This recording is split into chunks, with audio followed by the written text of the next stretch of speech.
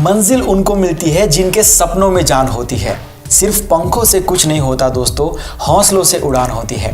हाय, मैं हूं आपका दोस्त जस्मीन पटेल और आज हम बात करने वाले हैं कुसुम के बारे में। कुसुम एक बहुत ही छोटे से गांव से बिलोंग करने वाली लड़की है। बचपन से ही पढ़ाई में बहुत ज़्यादा तेज़ थी। छोटी सी उम्र में कुसुम ने बहुत कुछ देख लिया था। घर की बात करें तो परिवार बहुत ही गरीब था। उनके पापा बिजनेस व्यापार वगैरह करने के लिए दिल्ली चले गए। 3-4 महीने में एक बार घर पर आते थे, लेकिन पैसा रेगुलर भेजते थे। क्या काम करते हो आप, ये बात कई बार पूछने की कोशिश की माँ ने, लेकिन पापा हमेशा एक ही जवाब देते थे कि आप लोग पैसों से मतलब रखो। कुसुम की एक छोटी सी बहन भी है। दोनों बहनें साथ में स्कूल जाती थी, एक ही साइकिल पर। दोनों गवर्नमेंट स्कूल में पढ़ाई करती थी। सब कुछ सही चल रहा था, इनफैक्ट बहुत ही अच्छा चल रहा था, क्योंकि वो लोग फाइनेंशियली बहुत ज़्यादा स्ट्रांग होते जा रहे थे।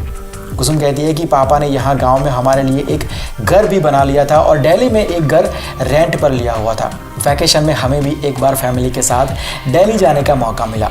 हम सब गए। बहुत ही अच्छा लगा मुझे, क्योंकि मैं पहली बार किसी बड़े सिटी में आई थी। पहले कुछ दिन बहुत मज़ा आया, लेकिन फिर हमने मार्क किया कि पापा बहुत ही बदल गए हैं। मॉम से ठीक से बात भी नहीं करते हैं। सिगरेट, दारू ये सब पीने लगे हैं। घर पर भी अजीब लोग आते रहते थे। कभी कुछ लड़कियां भी आती थी। माहौल बहुत ही अजीब रहता था। लड़कियां जो आती थी उनके कपड़े, व्यवहार भी अजीब होता था। एक दिन माँ से रहा नहीं गया तो उन्होंने पापा से पूछा कि आप काम क्या करते हो और ऐसे लोग हमारे घर पर क्यों आते हैं। पापा ने उस दिन माँ को बहुत डांटा, गालियाँ बोली, हाथ उठाने तक आ गए।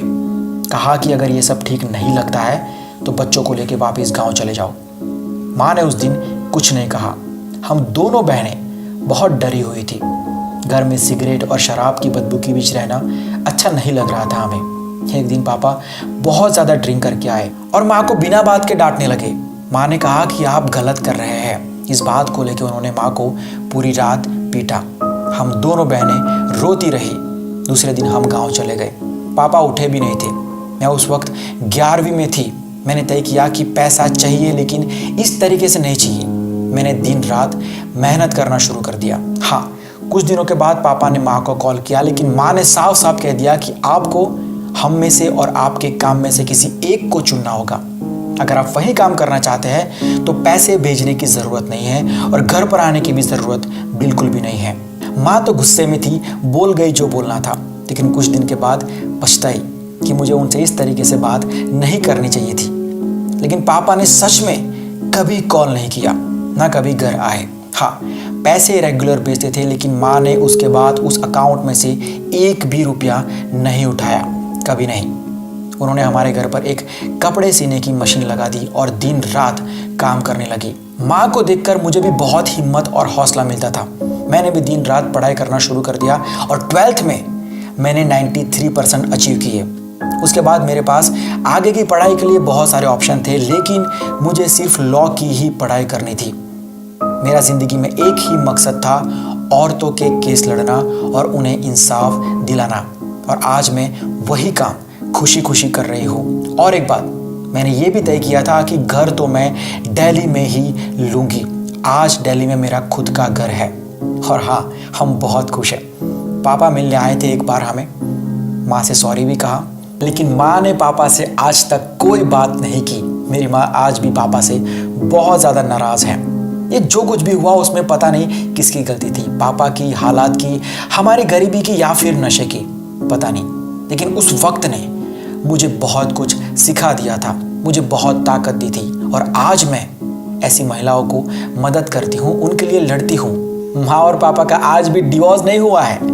माँ आज भी उनसे बहुत प्यार करती है और पापा भी माँ से प्यार करते हैं। मैंने देखा है उनकी आंखों में जब वो माँ से सॉरी बोल रहे थे और रो रहे थे।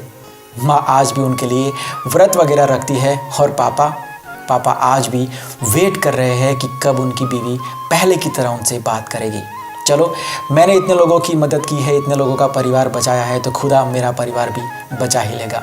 आपके लिए मैसेज ये है कि अगर आपका विल पावर स्ट्रांग होगा तो आप गवर्नमेंट स्कूल में पढ़ के भी ऊंचे से ऊंची पढ़ाई कर सकते हो।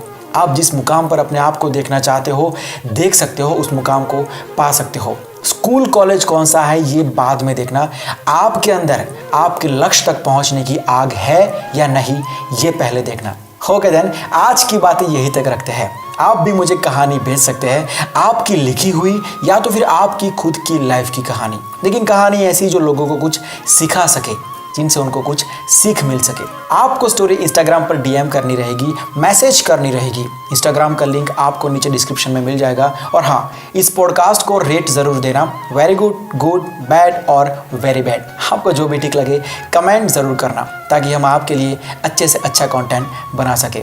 इसमें जो स्केचेस आपने देखे वो सारे बनाए हैं शुभजीत मंडल ने। अगर आप शुभजीत के और पेंटिंग्स देखना चाहते हैं तो उसका लिंक भी आपको नीचे डिस्क्रिप्शन में मिल जाएगा। ओके देन, मिलते हैं बहुत जल्द एक नई कहानी के साथ, एक नए एपिसोड के साथ। Bye, take care and see you soon.